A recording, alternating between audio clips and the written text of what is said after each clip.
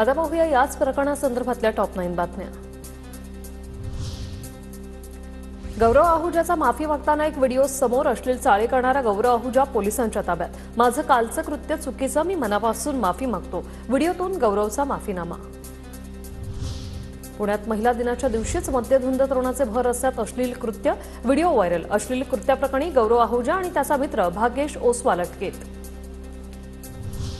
गौरव आहुजाच्या कृत्यानंतर काँग्रेसच्या महिला कार्यकर्ता आक्रमक, गौरवचे वडील मनोज आहुजाच्या क्रीम किचन बारमध्ये महिला कार्यकर्त्यांची धडक। मुलांना सिग्नलवर नव्हे तर माझ्या तोंडावर लघुशंका केली, गौरव माझा मुलगा असल्याची लाज वाटते, नंगानाच करणाऱ्या गौरवच्या वडिलांची पहिली प्रतिक्रिया। पुण्यात भर रस्त्यात अश्लील कृत्य करणाऱ्या गौरव आहुजासह त्याचा मित्र भाग्येश निबजियावर गुन्हा दाखल। येरवडा पोलिसांकडून दोघांचा शोध सुरू, दोघेही सध्या अटकेत। येरवड्यात पोलिसांची गस्त वाढत नाही हे चिंताजनक, पुण्याचे पालकमंत्री आणि पोलीस आयुक्त अधिकाऱ्यांना सूचना देत नाहीत का, सुषमा अंधारेंचा सवाल। व्हिडिओ काढण्यापेक्षा अशा लोकांना तिथेच चोप द्या। पुण्यातील व्हायरल व्हिडिओ नंतर वसंत मोरे आक्रमक, तर भाजप नेत्यांमुळे कोथरूडचं नाव बदनाम, रवींद्र धंगेकरांची टीका।